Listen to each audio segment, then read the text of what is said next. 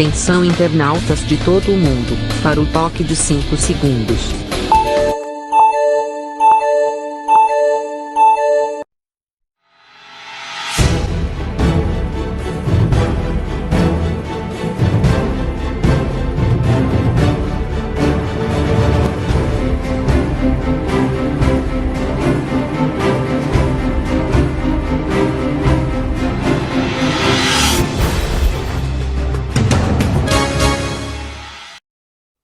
Alô, gente amiga, começando mais um programa Sérgio Cruz aqui pela viamorena.com. Nesta quinta-feira que o frio chegou a Campo Grande com muita intensidade, quer dizer, aqui qualquer frio que tiver é intenso, até porque a gente aqui nesse centro-oeste brasileiro não vive um clima ameno, um clima sempre muito tropical, sempre um clima de praia, né? E quando chega o frio, a gente tem que tomar algumas precauções. O programa de hoje, a gente vai falar sobre o assunto do dia, né, que é esse prisão de suspeito de hackers, feita pela uma operação da Polícia Federal em São Paulo, que em Araraquara prendeu, me parece que 4 suspeitos de haverem criminosamente invadido os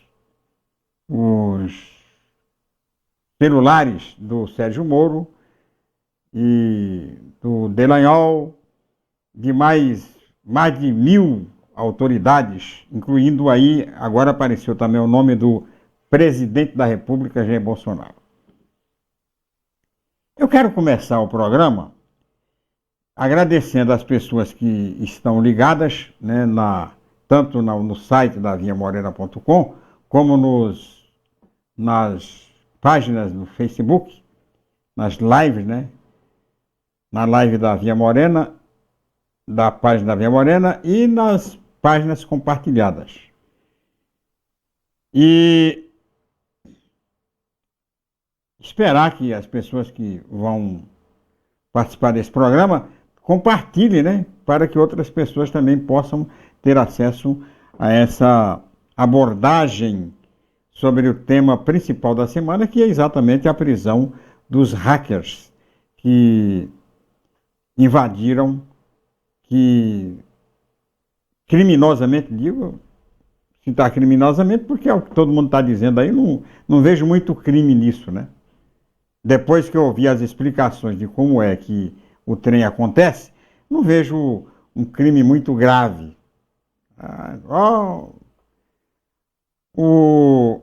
Eu tenho aqui um vídeo que ontem que eu capturei aí pirateei do programa Em Pauta da Globo News, onde um especialista em informática explica como é que acontece essas invasões aos aplicativos. Aplicativos, né, que se proclamam aí totalmente indevassáveis, como o WhatsApp, o Telegram. É a coisa mais... São 12 minutos que eu quero que você assista comigo, para depois a gente falar sobre esse assunto, da facilidade que é de se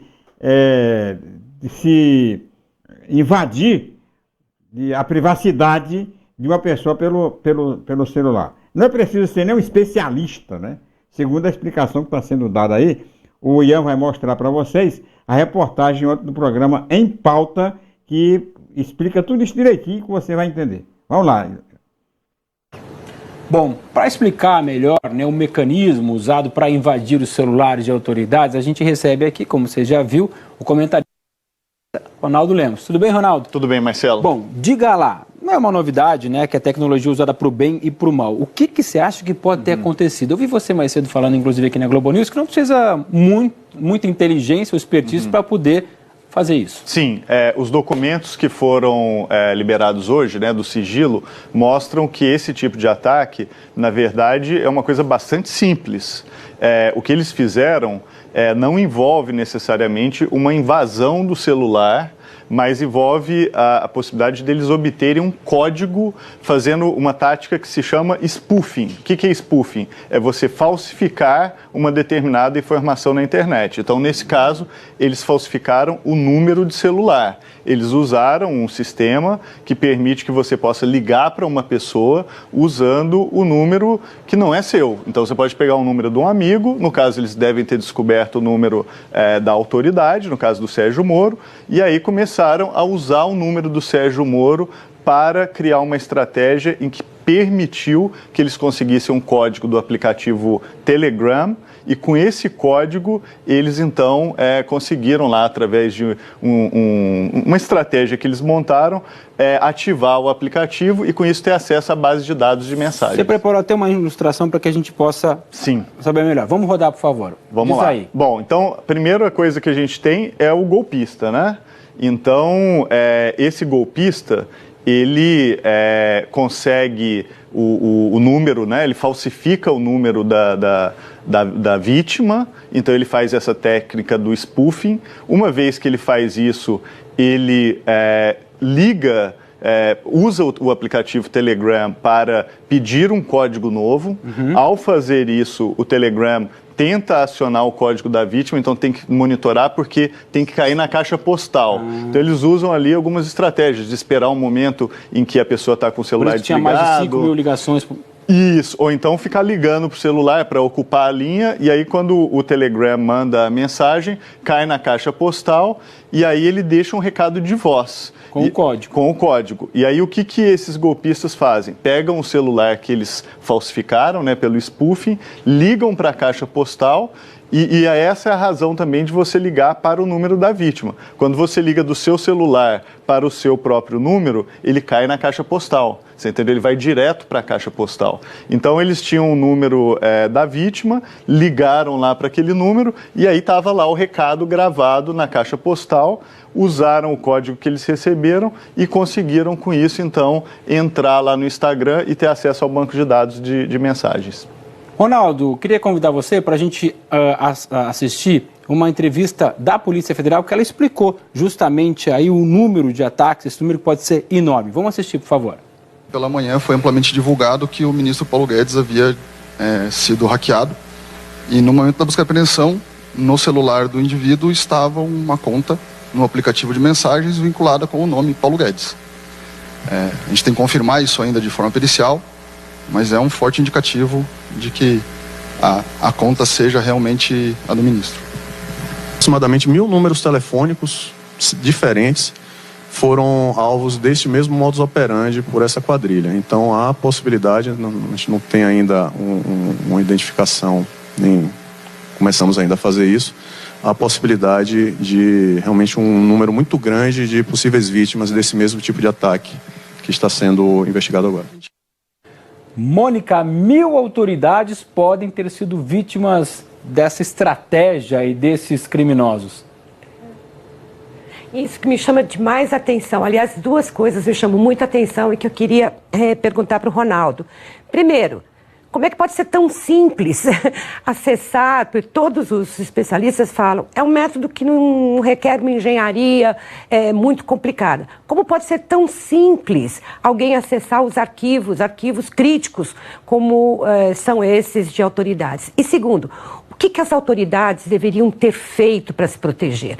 Por que elas estavam tão desprotegidas? Não existe um sistema que organize melhor o uso de celular e de tecnologias digitais por parte de juízes, promotores, parlamentares, de forma que eles não fiquem tão vulneráveis? Quem errou mais ali? E aí? Olha, Mônica, boas perguntas pelo seguinte. Primeiro, quem precisa de segurança da informação não deve utilizar um aplicativo como o Telegram. Para quem conhece um pouco de tecnologia, tem várias análises que mostram que o Telegram ele tem falhas que facilitam, por exemplo, que com um mero número de telefone você possa ter acesso ao banco de dados de mensagem. Então, o telefone sozinho, ele não é um bom instrumento de autenticação. Você geralmente tem que conjugar isso com uma senha, com alguma outra coisa. Então, só por isso, que é o padrão lá do Telegram, isso já daria um problema. Então, usar esse aplicativo para quem precisa de segurança não é uma boa ideia.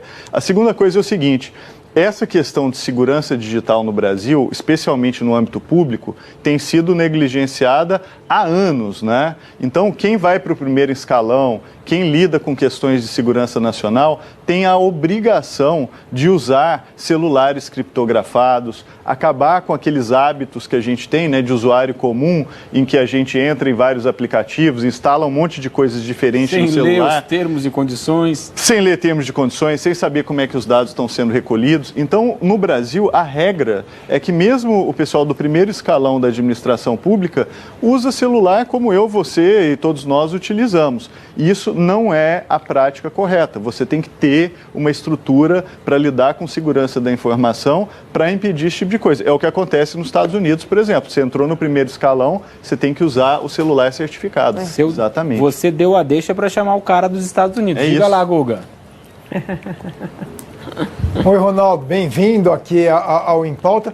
Ronaldo, teve um episódio da Dilma, da National Security Agency, conseguiu acessar o e-mail da Dilma, entrar no celular da ex-presidente brasileira, quer dizer, isso já deveria ter chamado a atenção. Minha primeira pergunta, porque na época que entrou no e-mail da Dilma, parecia um negócio extremamente difícil. E-mail é mais seguro do que esses aplicativos?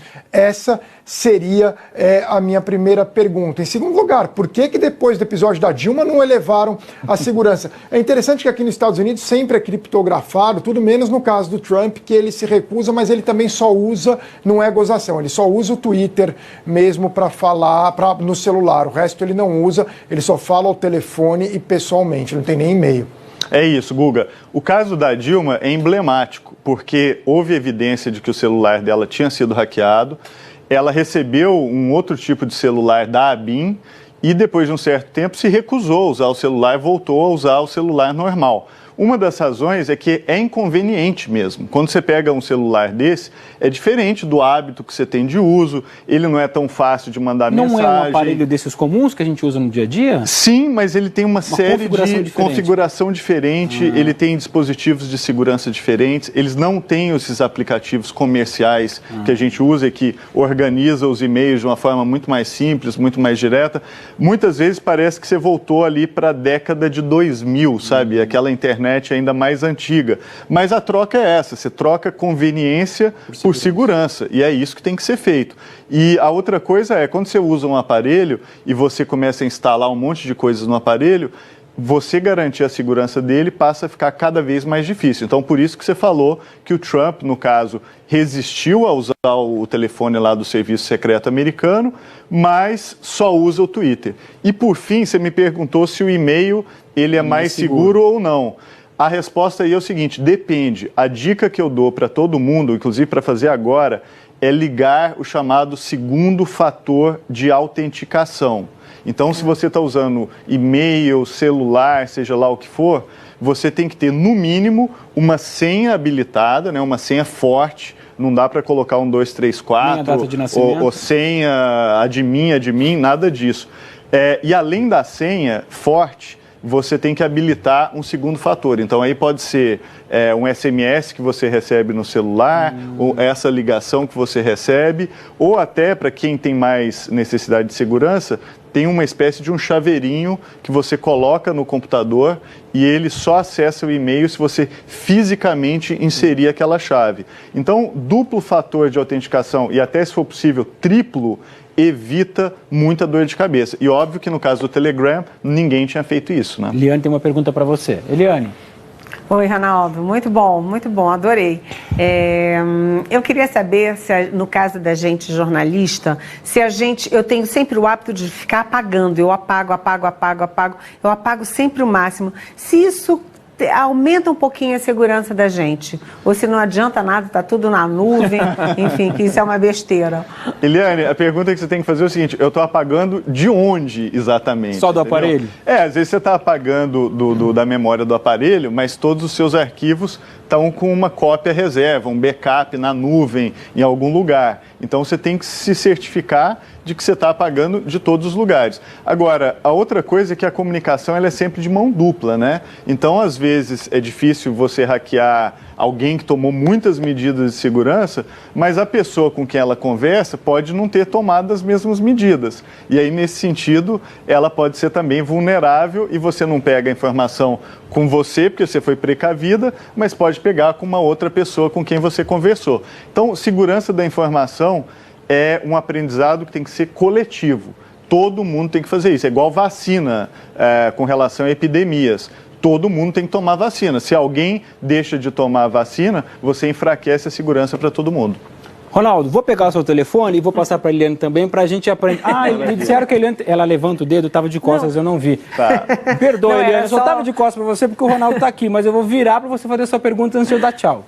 Não é nem pergunta, é só uma comparação. É igual você detetizar a sua casa, mas se o vizinho não detetiza, daqui a 2 meses tem que detetizar de novo. Detetiza todo mundo, ou então não adianta nada.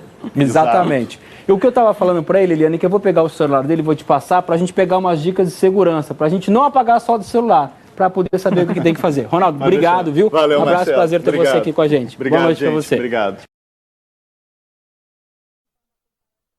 Muito bem, aí eu fiz questão de mostrar essa reportagem aí, aliás, esse quadro aí, essa pauta do programa da Globo News, exatamente para que as pessoas tenham... O primeiro assunto que eu quero discutir aqui é exatamente isso, a questão da negligência das autoridades com a segurança. Quer dizer, então, você não pode qualificar de crime, né, a negligência. O cara tem conversa por um equipamento celular, advertido de que não pode conversar. A ABIN já havia fornecido um celular para a Dilma, quando ela teve o seu e-mail invadido por um hacker americano. Não foi nem um hacker americano, foi o próprio governo americano que bisbilhotou o e-mail dela e de milhares de outras autoridades do mundo inteiro. Você não pode, a partir daí, advertido de que não pode, você não deve usar. Ficou muito claro que o especialista falou ali, que não precisa ter nenhuma ferramenta especial, não precisa nada, não precisa ser especialista em nada, qualquer pessoa com um pouco de paciência e de inteligência pode acessar o seu arquivo confidencial. Seja no Instagram, seja no WhatsApp, sei lá, onde quiser, ele vai atrás e consegue. O Telegram, então, esse aí me parece que fácil demais, qualquer pessoa, qualquer criança com um pouquinho de ousadia, paciência, vai lá e consegue. Agora eu pergunto, quem é que não tem curiosidade de conhecer diálogos confidenciais do presidente da República? Do ministro de Justiça e Segurança Pública? De qualquer pessoa. A confidência é uma coisa que desperta a curiosidade de todo mundo. A imprensa, né, tem curiosidade de saber. Vai lá, contrata um digitador aí, qualquer pessoa que mexe com internet, programador, e ele entra. É crime isso? Não. Está disponível. Crime é quando você invade uma coisa que não é disponível, mas está disponibilizada. Está aberto lá, você pode entrar. Como é que eu vou impedir de alguém acessar o meu e-mail? Não vou impedir. O que eu tenho que fazer é tomar cuidado com aquilo que eu coloco no e-mail. Porque invasão vai haver. Seja considerado crime ou não. Não estou querendo defender quem invadiu, acho uma tremenda de uma falta de, até de patriotismo, né, invadir telefone celular, arquivos de presidente da República, de ministro, de deputado, de quem quer que seja. Acho que a privacidade ela é garantida pela Constituição. Só que as pessoas, tá fácil, né? Tá fácil, ele vai e entra. Entra até por curiosidade. Até por curiosidade. Agora você imagine, vendo a oportunidade de faturar algum. Vendo a oportunidade de utilizar esses arquivos para fazer política. Vai entrar. Então, este episódio deve servir de alerta para as autoridades brasileiras de que precisa tomar cuidado, o mínimo de cuidado, não com aquilo que posta, né, mas com aquilo, com equipamento, né, que ofereça pelo menos 90% de segurança, porque 100% eu acho difícil garantir. Mas que tenha, né? A ABIN forneceu para Dilma e deve ter fornecido para todo mundo, né? Porque essa exclusividade. E a Dilma não quis. Era muito complicado, ela não quis utilizar. Então, não pode ser considerado, né? É preciso revisar essa ideia de que é crime. Crime. Uma quadrilha. Pode ter a ver. Agora não vejo onde é que está o crime aí. Se eu posso entrar, tem aí o especialista deu todas as instruções de como é que faz. Deu um passo a passo. Qualquer pessoa pode entrar. É liberado, qualquer pessoa pode entrar. Então, que crime é esse? Se qualquer pessoa pode ter acesso. Agradecer aqui o Vicente Pereira, tá dizendo aqui, ó, a casa caiu com eles dentro. Agora cairão na PF, é o Vicente ele que fala. Bispo Antônio Pinheiro Oliveira. Esses bandidos têm que ir para a cadeia com a Globo, Veja, Folha de São Paulo junto. Todo mundo para a cadeia. Agradecer aí Ireni Guerreiro. Está dizendo aqui que invadir privacidade alheia é crime, sim, é claro. Também concordo que é crime. Agora, você deixou aberto, né? Por que o cachorro entra na igreja? Porque a porta está aberta. Está aberto, o cara entra. É crime, você não pode entrar, mas entrou, está aberta a porta. O cara tem curiosidade de saber, vai e entra. É crime? Eu não sabia que era crime. Entrou. Então as autoridades têm que ter muita preocupação com isso. Porque pode entrar terrorista, pode entrar, todo mundo entra. Né? Proibido. É crime você assaltar, mas o cara vai lá e assalta. É crime. Tem que apurar, tem que prender os criminosos. Agora desde o começo dessa vaza-jato aí, esses vazamentos, que eu tenho acompanhado com o pé atrás, né? Eu acho esse pessoal da Intercept extremamente corajoso. Fazer isso, né? Eu acho temerário. Porque fonte anônima. Que o Glenn Greenwald lá tem essa coragem, né, de publicar com fonte anônima, tudo bem. Ele vem de uma terra dos Estados Unidos onde isso é absolutamente normal, apesar da grande repercussão também. Mas aqui no Brasil, confrontar o governo, né, com a fonte anônima é, como eu disse, temerário. E não é só o governo do Bolsonaro, não. Qualquer governo. que fizer isso aqui no Brasil é um perigo. Fonte anônima. Quer dizer, ele fazer isso, tudo bem. Agora, a Folha de São Paulo cair nesse emaranhado, nessa embrulhada, nessa lambança que eu, né? Aí é fonte anônima. Eu tenho 58 anos de jornalismo. Comecei em 1960 na Rádio Clube de Dourados. Em todo esse meu tempo, nunca usei tal de fonte anônima. Apesar daquela história, o passarinho me contou, o passarinho nunca me contou nada. Quem me contou foi a pessoa, foi a fonte. E eu sempre faço questão de, quando converso com alguém, de me identificar e avisar que eu vou utilizar aquele material. Se não autorizar, eu não uso. Simplesmente eu não uso.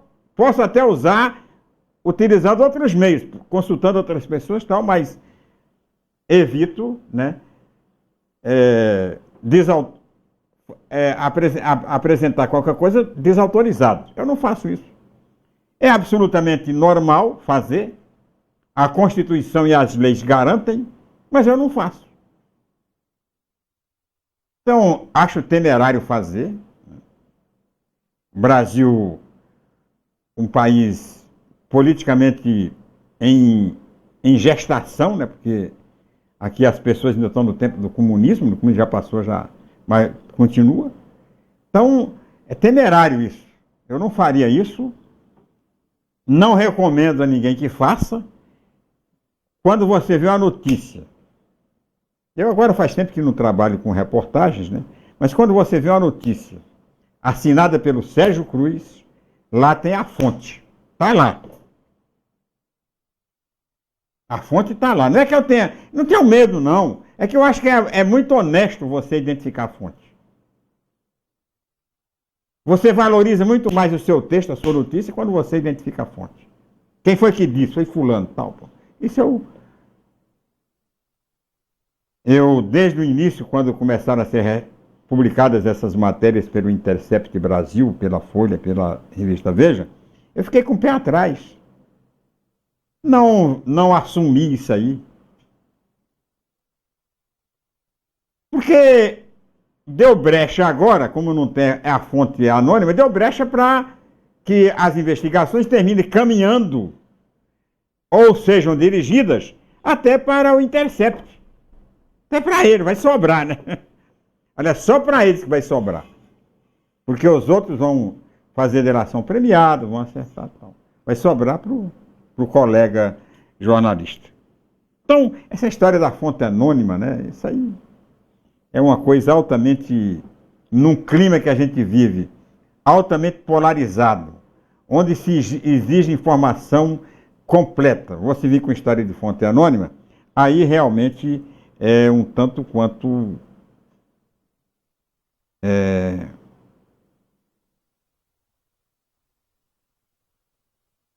Irene Guerreiro. Que perigo, o gringo vem para cá e faz o que quer com o Brasil. Isso é errado. Isso é errado. Mas ele é jornalista, ele é profissional. Ele vai para qualquer lugar, né? Isso aí acontecer não tem. E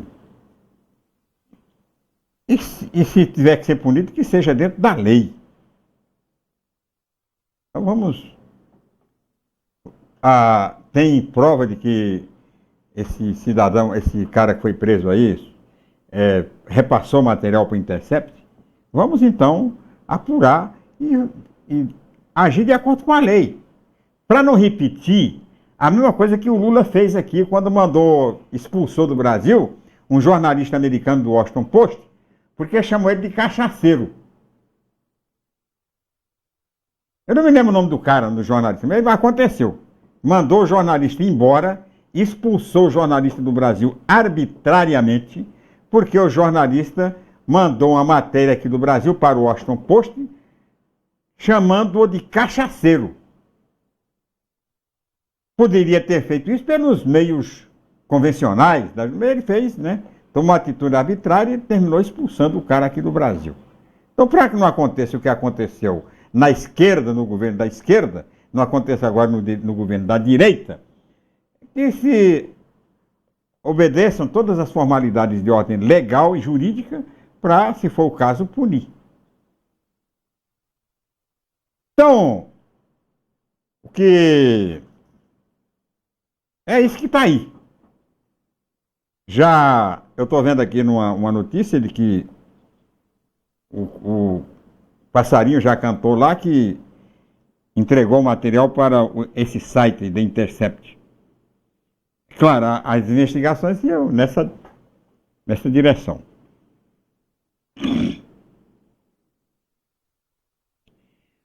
Selmo Medeiros, muito obrigado por sua participação. Olá, bom dia, Sérgio. Bom dia, Selmo. É sabido e notório que informações dadas na rede social estão sujeitas a tudo, desde que sabemos que hackers dos países europeus invadiram até informações do presidente Trump. Seria lógico que aqui não seria diferente.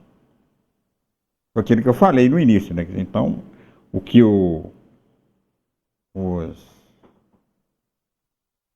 as autoridades devem ter o mínimo de precaução. A autoridade tem entidades que orientam, né? Olha, aqui no Brasil tem a ABIN que orienta. Olha, não vamos bater papo pelo celular aí, meu. Falar o que não deve pelo celular, tal, coisa confidencial, tem que ser tratada confidencialmente. A autoridade tem que ter o mínimo de precaução, não é porque o presidente é voluntarioso, não é porque vai falando qualquer coisa, não. Tem que medir. Presidente da República, ministro de Estado, qualquer autoridade tem que ter toda a precaução. Porque o que eu falo aqui tem muito pouca repercussão. 40, 50 mil, 10 mil pessoas que veem, que acompanham todo dia, muito pouca repercussão. Agora, o que fala o presidente da República tem uma repercussão enorme na hora. Por quê? Porque repercute na rede social, depois vai para rádio e televisão, porque o presidente é a autoridade máxima do país. Então tem que ter o máximo de responsabilidade nas palavras para não prejudicar o governo e para não prejudicar o governante. É essa a minha preocupação. Agora, a questão do crime, né, de acessar tal, é muito relativo. Porque se a minha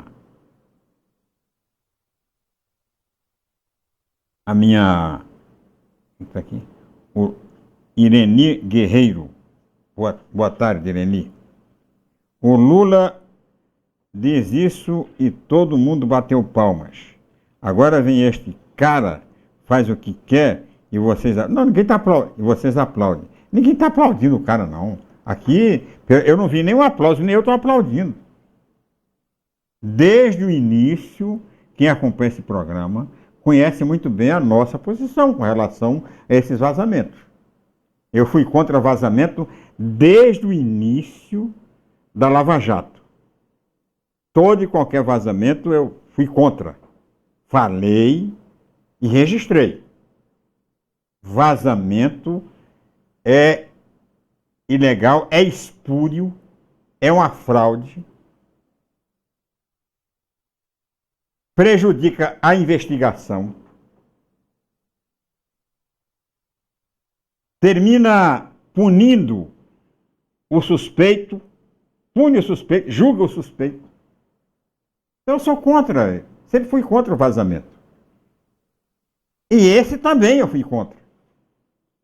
Porque eu achei que esse vazamento aí foi uma conspiração. Eu falei aqui no programa que interessava também ao próprio presidente Bolsonaro. Falei aqui que desconstruir a imagem do Sérgio Moro fazia parte de uma... Eu vou te retirar o termo conspiração. Fazia parte de alguma coisa que interessava ao próprio Sérgio Moro, ao próprio Bolsonaro. Por quê? Por que que interessa a ele?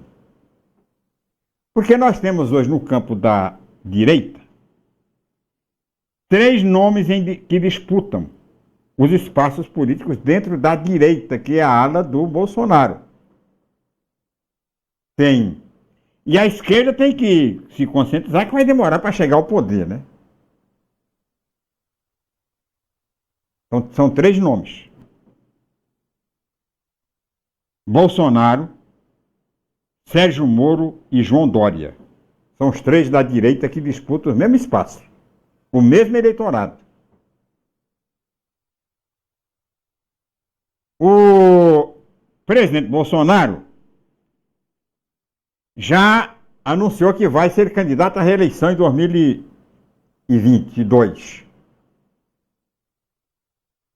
O Dória está trabalhando para ser candidato a presidente da República também. E o Moro, se derem bobeira, ele sai candidato, porque ele hoje é mais popular do que o próprio Bolsonaro. Faz uma pesquisa para você ver quem é que está na frente em popularidade hoje no Brasil. Então, interessa para o Bolsonaro ter essas 2 sombras aí? Não. É claro que ele não vai sair por aí tripudiando muito, não, ele vai, né, fazer a política politicamente correta. Vai, né, permitir que os 2 adversários, né, entre aspas, deem as trombadas dele por aí.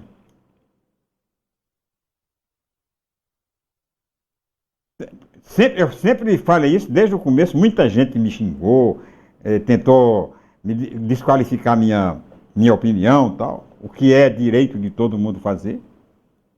Mas a verdade sobre os vazamentos que eu tenho, as verdades são essas. Não deve vazar nada, faz a investigação, conclui a investigação, o Ministério Público encaminha para a Justiça condena ou absolve, ou a Justiça manda prender ou não, torna réu ou não, manda continuar a investigação ou não, pronto, acabou. A partir daí, aí sim, a hora que a Justiça transformar em réu, aí sim é réu por causa disso. Mas solta uma... E o próprio Sérgio Moro fez isso, né? Naquele diálogo, telefonema da Dilma com o Lula e tal. O Lula, querida, tal. Lembra desse? Fez. Se a Dilma tivesse, já naquele tempo, o equipamento que a ABIN entregou para ela, não teria saído, esse diálogo não teria sido gravado. Foi um vazamento. Criminoso ou não? Quer dizer, o juiz pode vazar, o promotor pode vazar, a polícia pode vazar, mas nós outros não podemos devassar. É uma coisa, né, que fica aí para discussão. Agora, eu não estou defendendo, fico puto da vida quando entro no meu, o que deve ter de gente aí escarafunchando minhas confidências aí, meu celular, meus e-mails e tal, deve ter aos montes, né? Pessoas que querem me desqualificar, pessoas que querem pisar na minha cabeça, pessoas que querem que eu saia de circulação, deve ter aos montes aí. Não vou apoiar uma coisa dessas. O que eu espero é que a partir de agora as autoridades tomem cuidado, né? Para evitar essas coisas aí. Quem que tá? Luiz Florencio da Silva, muito obrigado pela sua audiência. Tem mais? Vamos ver as pessoas que estão ligadas aí, tem bastante gente ligada aí. Deixa eu ver aqui. Obrigado a todo mundo, olha, muito obrigado. Eu fiz um apelo aqui para o pessoal compartilhar e tal, e tem inúmeros, dezenas de compartilhamentos. Por que eu peço para as pessoas compartilharem? Porque a gente procura fazer um programa democrático, né? Onde as pessoas possam participar, as pessoas possam dar palpite. as pessoas possam estar contra ou a favor, de preferência o comentário, a crítica, né, para que a gente possa, na medida do possível, da capacidade que a gente tem de fazer, a gente responda essas. Estou vendo aqui do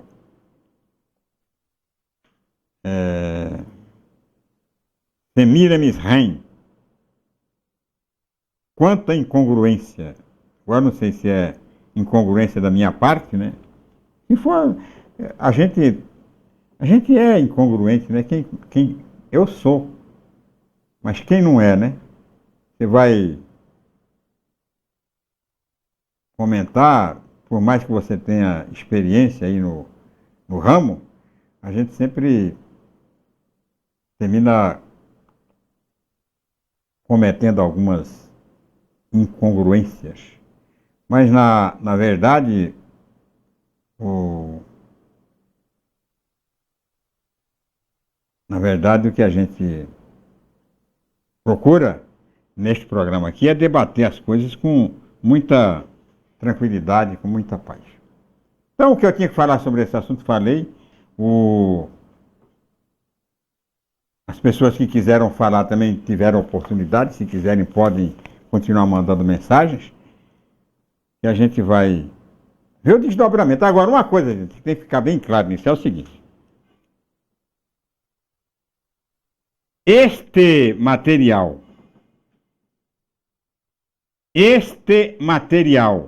que foi publicado, fornecido ou não pelos hackers que foram detidos ontem, o material é ou não é autêntico? O Moro falou, o Daltan falou ou não falou o que foi publicado? Porque houve uma campanha muito grande, não, que é tudo mentira, porque pode ter sido alterado e tal. Agora me parece que este crime comprovou a autenticidade dos diálogos. Primeiro porque se o Intercept Brasil teve acesso, se esses hackers que estão aí tiveram acesso, outros também puderam ter acesso. A própria Polícia Federal pode... Mas se eu posso ter acesso aos diálogos, por que a Polícia Federal também não pode ter acesso para comprar? Pega e baixa lá e faz a comparação. Isso aqui foi alterado aqui. Ele tem, a Polícia Federal tem como baixar. Se o hacker de Araraquara pôde baixar, por que a Polícia Federal também não pode baixar? Baixa para confrontar os dados. Está aqui, ó, baixei e confrontei os dados, estão aqui os números. Não é assim que se faz? Baixa os dados. Mostra, compara. Para não restar, sabe o quê? A menor dúvida. Não resta a menor dúvida. Agora, o que está aparecendo é que os diálogos foram realmente autênticos. Recebi, estou vendo aqui no jornal, mudando um pouco de assunto, no Jornal Correio do Estado de hoje, uma notícia muito triste para nós que defendemos o ambiente, o meio ambiente, defendemos o Pantanal, defendemos Bonito, defendemos a Amazônia, defendemos o nosso cerrado, defendemos a nossa natureza. Uma notícia aqui de que 80% da área de parque deve ser devolvida a proprietários. A notícia é a seguinte: aproximadamente 80%, 76.400 hectares da área do Parque Nacional da Serra da Bodoquena, localizado nos municípios de Bonito, Jardim, Bodoquena e Porto Murtinho, deve voltar para os proprietários das fazendas que deram origem ao espaço protegido. É que nenhum deles, por quê? Olha a causa. É que nenhum deles foi indenizado pelo governo federal nos últimos 19 anos, idade do parque. E a Justiça Federal declarou em tutela antecipada a caducidade do decreto que demarcou a reserva. E parece que esse decreto é do tempo do Fernando Henrique. Ele faz a desapropriação, transforma num parque e não paga. Não paga.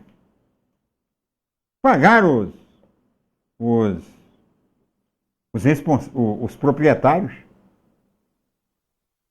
Não pagaram. Os proprietários entraram na justiça e a justiça, é claro, não tem outro caminho a não ser acabar com a farra, né? Devolver a terra para os proprietários. Agora, o grande receio que eu tenho com isso aqui é que essa devolução cause uma verdadeira revolução, principalmente em Bonito. Bonito, nos municípios todos, Porto Murtinho menos atacado. Mas esses municípios basicamente dependem do turismo, das águas cristalinas, das águas que você vê o fundo do rio, vê o leito do rio, vê a água transparente do rio, os peixes, tal, as cobras, e que rende hoje para a região, principalmente para Bonito, a condição de principal destino turístico contemplativo do Brasil. Já há uma grande ameaça de erosão, né, que está entupindo rios, tal, turbando a água. Já existe essa denúncia. E agora, se liberar essa área, entregar para o fazendeiro essa área toda, tem muito fazendeiro que é consciente. Tem muito fazendeiro que é progressista, que pensa no futuro, né, e no investimento até na área de turismo. Muitos, a maioria dos fazendeiros da região já fizeram isso. Transformaram as suas fazendas em pousadas, em áreas de trilhas e tal. Hotéis, né? Agora tem outros fazendeiros que não estão nem aí. Tem agricultor que não está nem aí, já mete a motosserra, já derruba, bota fogo, planta capim, joga gado dentro, ou então mete trator, prepara a terra, planta soja sem nenhum cuidado do ponto de vista da sustentabilidade.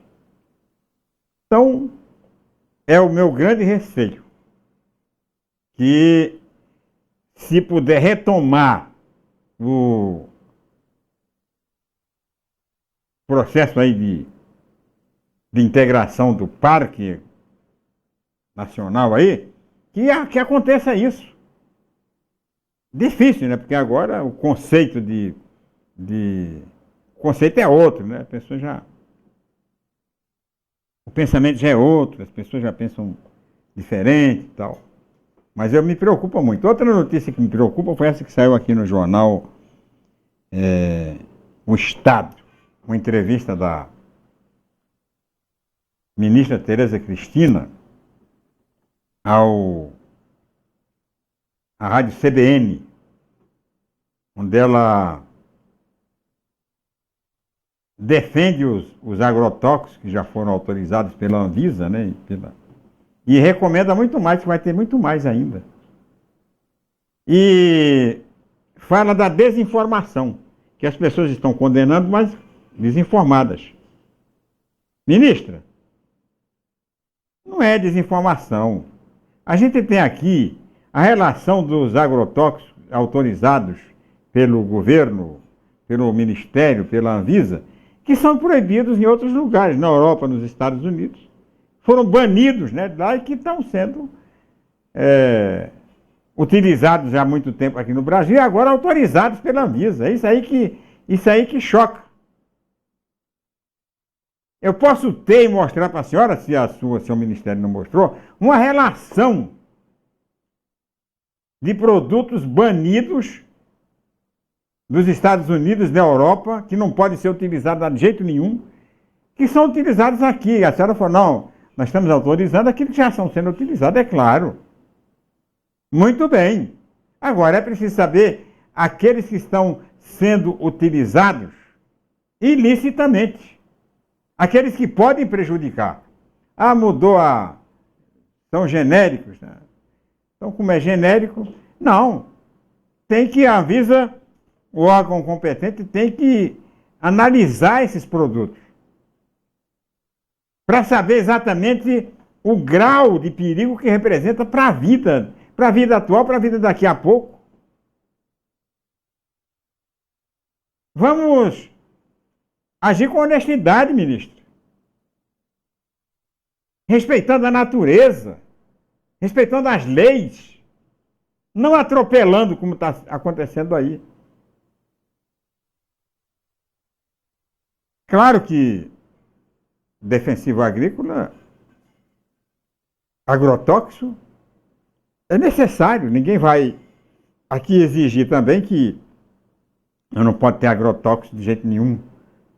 Tem, né? Mas vamos devagar, vamos cumprir aqui uma pauta globalizada, né? Ver qual o agrotóxico que é usado nos países de agricultura desenvolvida para não matar nossas abelhas, para não matar nossos bichos, nossos passarinhos, para preservar todo o meio ambiente através da agricultura sustentável. Não só na questão de erosões, tal, degradação do solo, mas nessa questão e principalmente nesta da manter a estabilidade ecológica dos biomas.